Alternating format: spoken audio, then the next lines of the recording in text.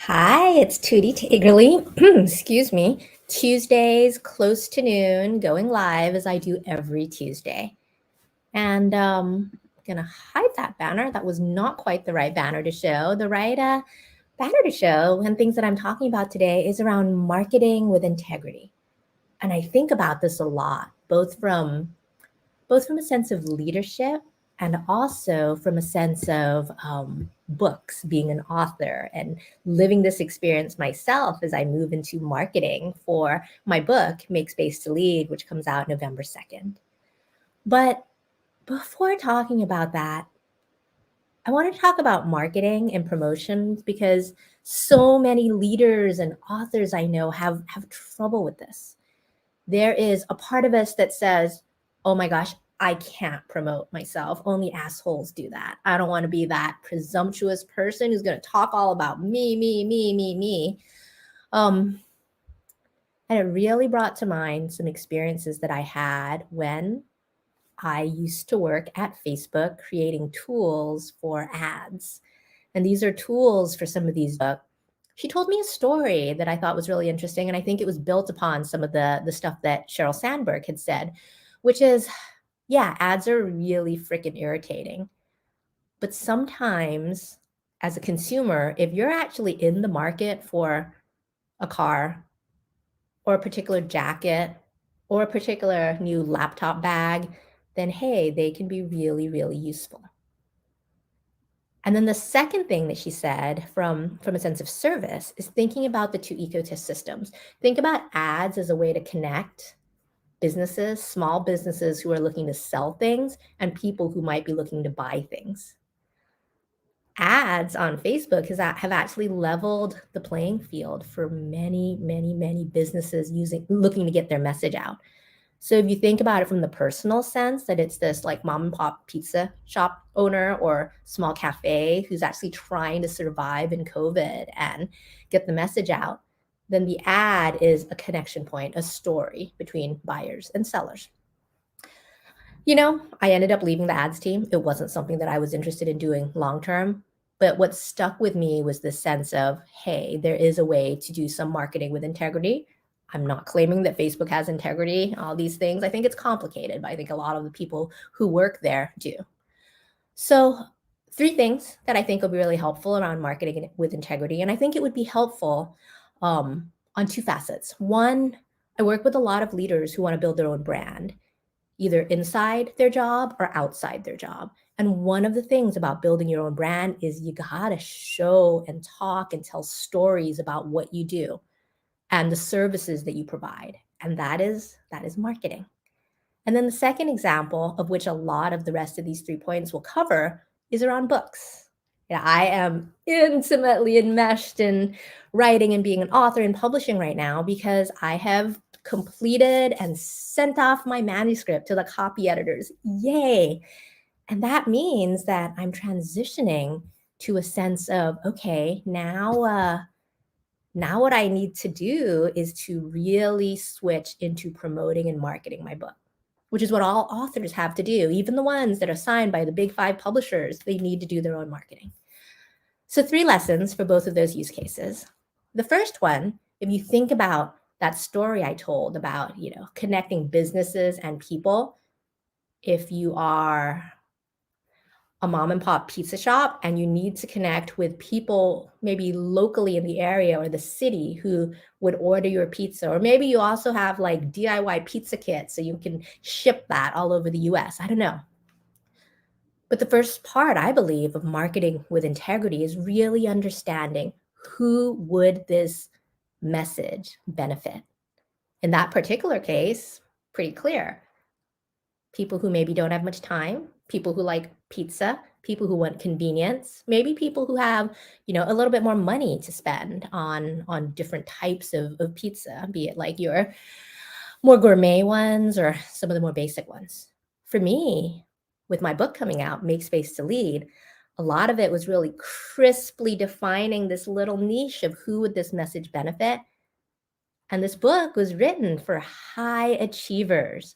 It was written for people like me who all their life, I had a tiger mom. I had an Asian tiger mom who all their lives was going to strive and do more and do more and hit this goal and get this gold star and be valedictorian and get this job and get this promotion and get this title and get this money, get these stock options.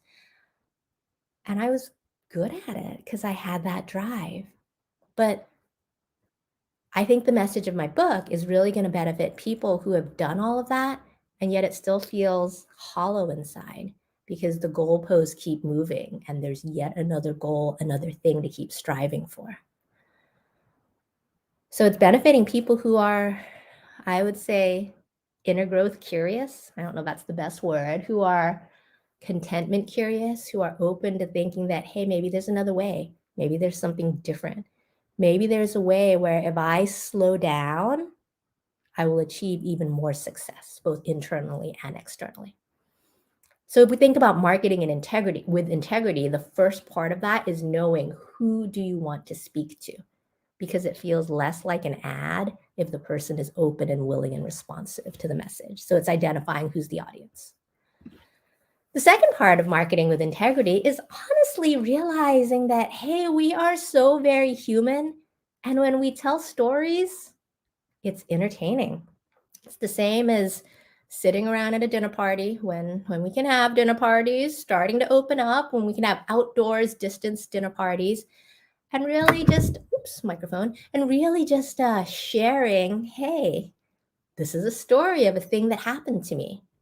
What's a good example? This is the story, as I talk about in my book, this is the story of the first time that I was fired. And it was horrific. It was absolutely horrific. It was like heart-wrenching. It happened the day after I came back from vacation in Sayulita in Mexico. And it was over video conference because I was home because my two daughters had come back with a stomach bug and they were both throwing up. And I was on the call with like my boss. I won't tell the end of that story, but what if marketing was about storytelling, about telling people just different stories that should be funny and entertaining in a way, but also help people connect? Because we, as humans, we crave stories, we crave connection, we crave understanding the knowledge that we are not alone, we are not weird and different and crazy, or maybe we are, but that there's other people like that. So if we market with integrity, it's about telling a lot of these different stories in different ways to the people who this message would benefit. I'll give you another story. One of my clients has a full-time job, but on the side, he's also a startup CEO with a company with, I think, 6 or 7 different employees. For him, he was an engineer. So he was good at his job, at his function, at his craft. But a lot about it, because as the CEO, he has to promote his company, is really going back to thinking, who is this product for? How will it serve the people? How will it make a difference in their life to use this product? And then start telling stories. For him to start telling stories about how he founded this startup, how he wanted to solve this problem. Yeah. And then the third and last part about marketing with integrity is be yourself. Be authentic, be direct, be like, this is the thing that I have. Does it suit you or not? And don't be needy. Don't be like, please, please, please, please, please buy my thing. Please, please, please buy my product. No, people get that energy of neediness. I think it's I don't want to say confidence. That might not be the right word, but it's like the inner knowing to know that these are my strengths. This is me as a leader. This is me as an author. This is the message that I'm talking about. This is the message that I would love to get out to more people who it might resonate with. And really understanding that within yourself, that it is okay to market with integrity. It is okay to ask people things like, hey, if you know anyone who's a high achiever and is looking to slow down and make space in their life, perhaps because they're overwhelmed or busy or anxious or just so frenetic, would you consider recommending this book to them?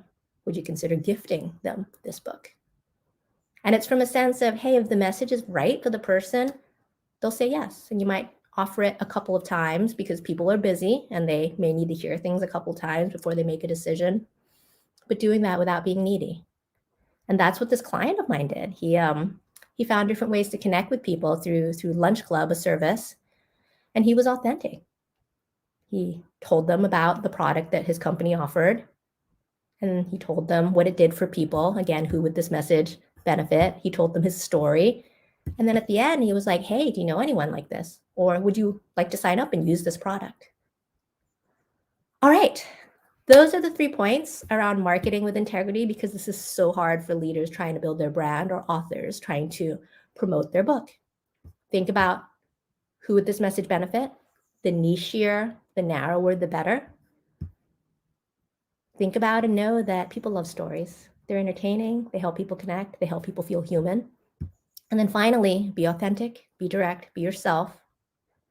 Have some confidence, fake or otherwise. We can power pose and ask. Don't be needy, but ask. And that comes with the energy within. All right, that's it for today. I'll see you next Tuesday. Bye now.